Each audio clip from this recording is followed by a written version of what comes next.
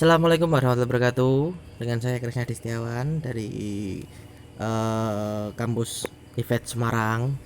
Saya di sini akan menerangkan sedikit tentang kurikulum Merdeka. Ya, mungkin teman-teman sekalian mungkin ada yang sudah mengerti atau belum mengerti. Mungkin ya. Mungkin minoritas sudah mengerti apa itu kurikulum Merdeka. Mungkin orang-orang yang sudah mengetahui itu berarti banyak referensi membaca. Oke, lanjut. Perkembangan ilmu pengetahuan dan teknologi yang sangat pesat ini telah membawa perubahan yang sangat pesat pula dalam berbagai aspek kehidupan. Pekerjaan dengan cara kita bekerja berubah, banyak lapangan pekerja hilang, sementara berbagai jenis pekerjaan baru bermunculan. Perubahan ekonomi, sosial, dan budaya juga terjadi dengan laju yang sangat tinggi. Dalam masa yang sangat dinamis ini, perguruan tinggi harus merespon secara cepat dan tepat. Diperlukan transformasi pembelajaran untuk bisa membekali dan menyiapkan lulusan pendidikan tinggi agar menjadi generasi yang unggul. Generasi yang tanggap dan siap menghadapi tantangan zamannya tanpa terjaput dari akar budaya bangsanya. Kemudian, Kampus Merdeka merupakan salah satu kebijakan dari Menteri Pendidikan dan Kebudayaan, Nadiem Makarim, salah satu program dari kebijakan Merdeka Belajar. Kampus Merdeka adalah hak belajar 3 semester di luar program studi.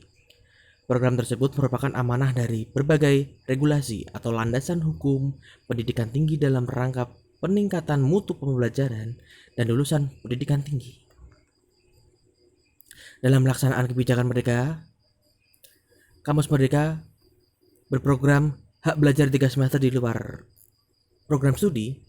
Terdapat beberapa persyaratan umum yang harus dipenuhi oleh mahasiswa maupun perguruan tinggi, diantaranya sebagai berikut. 1. Mahasiswa berasal dari program studi yang terakreditasi. Yang kedua, mahasiswa aktif yang terdaftar dalam PDD-IKTI. Perguruan tinggi diharapkan untuk mengembangkan dan memfasilitasi pelaksanaan program Merdeka Belajar dengan membuat panduan akademik. Program-program yang dilaksanakan hendaknya disusun dan disepakati bersama antara perguruan tinggi dengan mitra. Program Merdeka Belajar dapat berupa program nasional yang telah disiapkan oleh kementerian maupun program yang disiapkan oleh perguruan tinggi yang didaftarkan pada Pangkalan Data Pendidikan Tinggi. Kemudian, berikut adalah peran pihak-pihak yang terkait. 1. Perguruan tinggi. Nomor 1. Permendikbud menurut nomor 3 tahun 2020 tentang Standar Nasional Pendidikan Tinggi.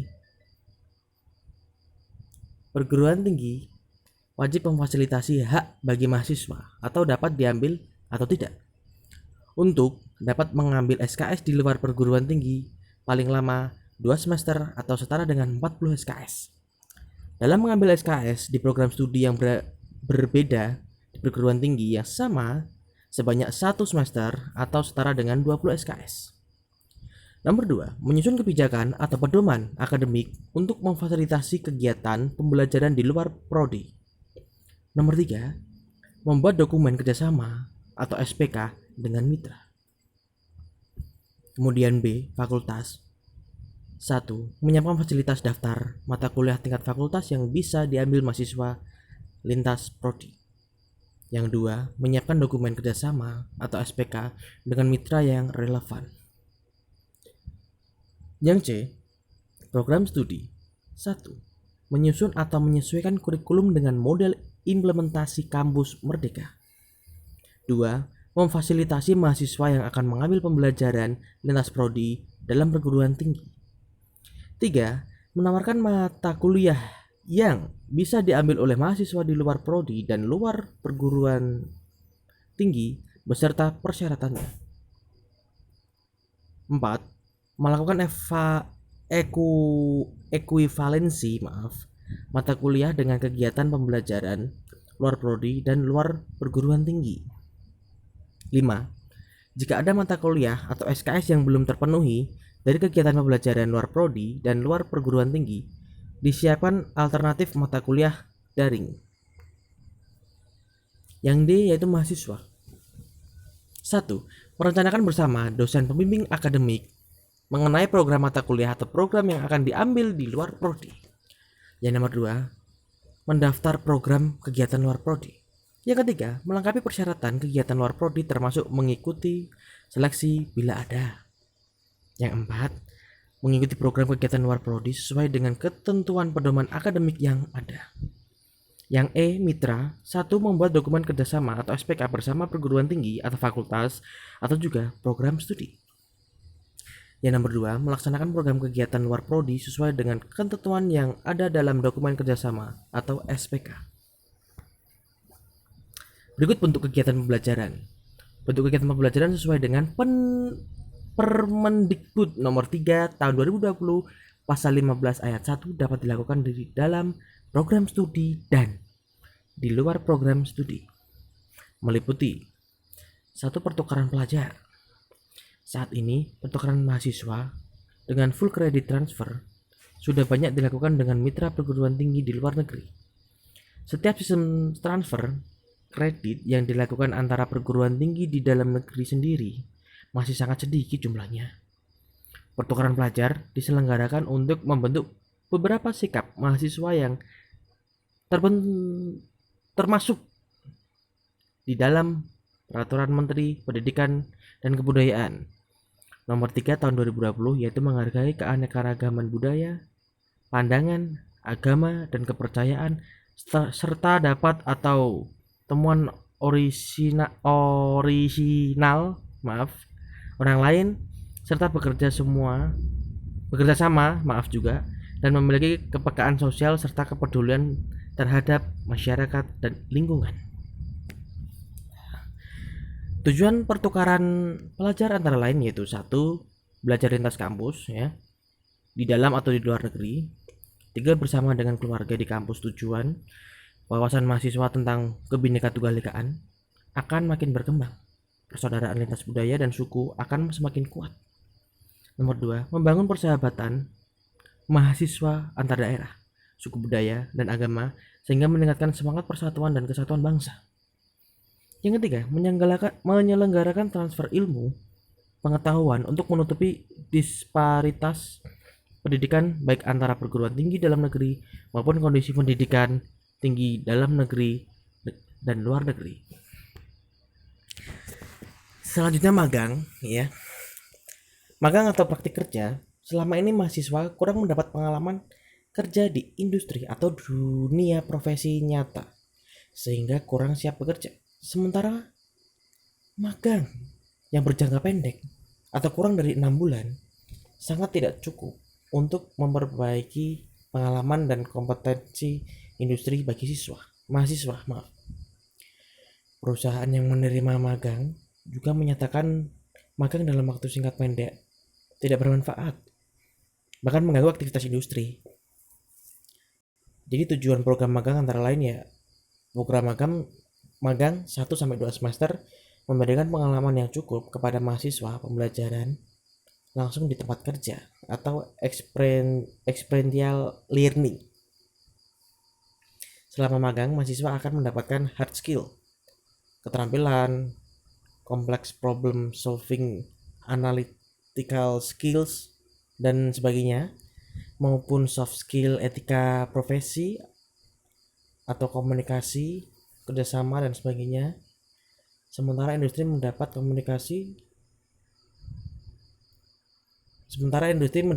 talenta yang bila cocok nantinya bisa langsung direkrut, sehingga mengurangi biaya rekrutmen dan training awal atau induksi.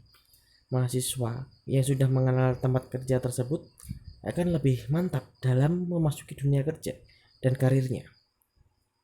Melalui kegiatan ini, permasalahan industri akan mengalir ke perguruan tinggi sehingga mengupdate bahan ajar dan pembelajaran dosen serta topik-topik riset dan di perguruan tinggi dan akan makin relevan. Berikutnya, asistensi mengajar di satuan pendidikan. Kualitas pendidik dasar dan menengah di Indonesia masih sangat rendah. Ya. Jumlah satuan pendidikan di Indonesia sangat banyak dan beragam. permasalahan baik satuan pendidikan formal dan non formal maupun informal. Kegiatan pembelajaran dalam bentuk asistensi mengajar dilakukan oleh mahasiswa di satuan pendidikan seperti sekolah dasar, menengah maupun atas. Sekolah tempat praktek mengajar tempat berada di lokasi kota maupun di daerah terpencil. Tujuan program asistensi mengajar di satu pendidikan antara lainnya memberikan kesempatan bagi mahasiswa yang memiliki minat dalam bidang pendidikan untuk turut serta mengerjakan dan memperdalam ilmunya dengan cara menjadi guru di satuan pendidikan. Nomor 2, membantu meningkatkan pemerataan kualitas pendidikan serta relevansi pendidikan dasar dan menengah dengan pendidikan tinggi dan perkembangan zaman. Selanjutnya penelitian atau riset, ya. Bagi mahasiswa memiliki passion menjadi peneliti, mereka belajar dapat diwujudkan dengan dalam bentuk kegiatan penelitian di lembaga riset atau pusat studi. Melalui penelitian mahasiswa dapat membangun cara berpikir kritis, hal yang sangat dibutuhkan untuk berbagai rumpun keilmuan pada jenjang pendidikan tinggi. Dengan kemampuan berpikir kritis, mahasiswa akan lebih mendalami, memahami, dan mampu melakukan metode riset secara lebih baik. Bagi mahasiswa yang memiliki minat dan keinginan berprofesi dalam bidang riset, peluang untuk magang di laboratorium pusat riset merupakan dambaan mereka. Selain itu, laboratorium atau lembaga riset terkadang kekurangan asisten peneliti saat mengerjakan proyek riset yang berjangka pendek. Tujuan program penelitian atau riset antara lain: 1. Penelitian mahasiswa diharapkan dapat ditingkatkan mutunya. Selain itu, pengalaman mahasiswa dalam proyek riset yang besar akan memperkuat pool talent meneliti secara topikal. 2. Mahasiswa mendapatkan kompetensi penelitian melalui pembimbingan langsung oleh peneliti di lembaga riset atau pusat studi. Yang ketiga, meningkatkan ekosistem dan kualitas riset di laboratorium dengan lembaga riset Indonesia dengan memberikan sumber daya peneliti dan regenerasi peneliti sejak dini. Proyek kemanusiaan. Indonesia banyak mengalami bencana alam, baik merupakan gempa bumi, erupsi gunung berapi, tsunami, bencana hidrologi, dan sebagainya. Perguruan tinggi selama ini banyak membantu mengatasi bencana melalui program-program kemanusiaan. Pelibatan mahasiswa selama ini bersifat voluntary dan hanya berjangka pendek. Selain itu, banyak lembaga internasional, UNESCO, UNICEF, WHO, dan sebagainya yang telah melakukan kajian mendalam dan membuat pilot project pembangunan Indonesia maupun negara berkembang lainnya. Mahasiswa dengan jiwa muda, kompetensi ilmu, dan minat yang dapat menjadi food solidars dalam proyek-proyek kemanusiaan dan pembangunan lainnya baik di Indonesia maupun di luar negeri. Tujuan program proyek kemanusiaan antara lain: 1. Menyiapkan mahasiswa unggul yang menjunjung tinggi nilai kemanusiaan dalam menjalankan tugas berdasarkan agama, moral, dan etika. Melatih mahasiswa memiliki kepekaan sosial untuk menggali dan menyelami permasalahan yang ada serta turut memberikan solusi sesuai dengan minat dan keahliannya masing-masing. Kegiatan wirausaha. Berdasarkan Global Entrepreneur Index atau GEI, pada tahun 2018 Indonesia hanya memiliki skor 21% wirausahawan dari berbagai bidang pekerjaan, atau peringkat 94 dari 137 negara yang disurvei.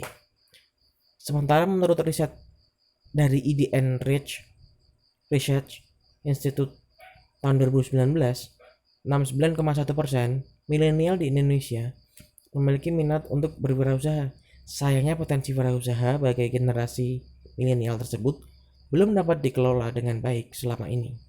Kebijakan kampus Merdeka mendorong pengembangan minat wirausaha mahasiswa dengan program kegiatan belajar yang sesuai.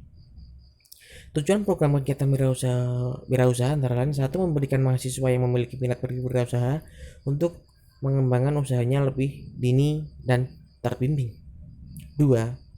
Menangani permasalahan pengangguran yang menghasilkan pengangguran intelektual dari kalangan sarjana.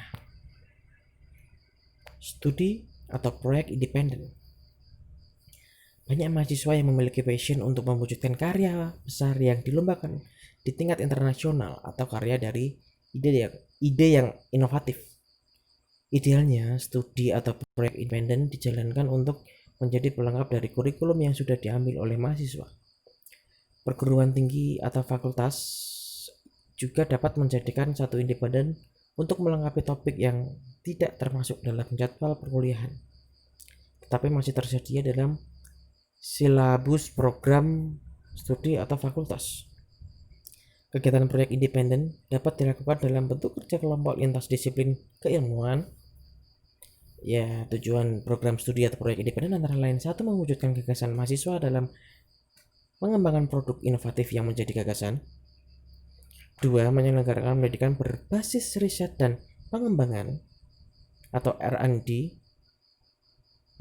Tiga, meningkatkan prestasi mahasiswa dalam ajang nasional dan internasional. Membangun desa atau kuliah kerja nyata tematik.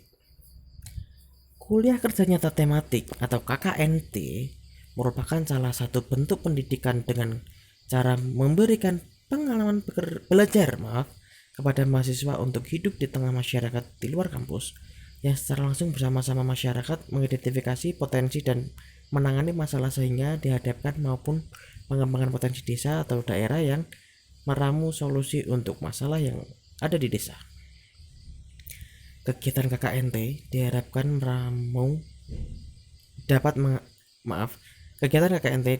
dapat mengasah soft skill kemitraan, kerjasama tim, lintas disiplin keilmuan atau lintas kompetensi, dan leadership mahasiswa dalam mengelola program pembangunan di wilayah perdesaan. Sejauh ini perguruan tinggi sudah menjalankan program KKNT, hanya saja satuan kredit semesternya atau SKS belum bisa atau dapat diakui sesuai dengan program kampus Merdeka yang pengakuannya kreditnya setara 6-12 bulan atau 20-40 SKS. Dengan pelaksanaannya berdasarkan beberapa model, diharapkan juga setelah pelaksanaan KKNT, mahasiswa dapat menuliskan hal-hal yang dilakukan beserta hasilnya dalam bentuk tugas akhir. Tujuan program pembangunan desa atau kuliah kerja nyata antara lain: kehadiran mahasiswa selama 6-12 bulan dapat memberikan kesempatan kepada mahasiswa untuk memanfaatkan ilmu pengetahuan teknologi dan keterampilan yang dimilikinya bekerjasama dengan pemangku kepentingan di lapangan.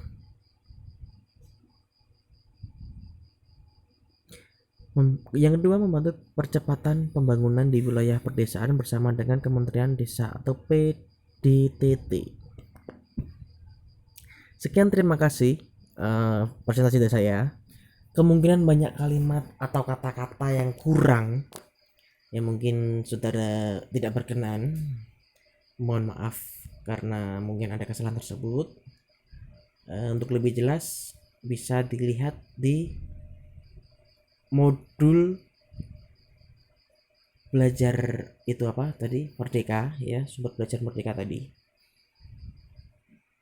Dapat lihat di link, nanti bisa saya kasih linknya ya teman-teman semua. Terima kasih, sekian, assalamualaikum warahmatullahi wabarakatuh.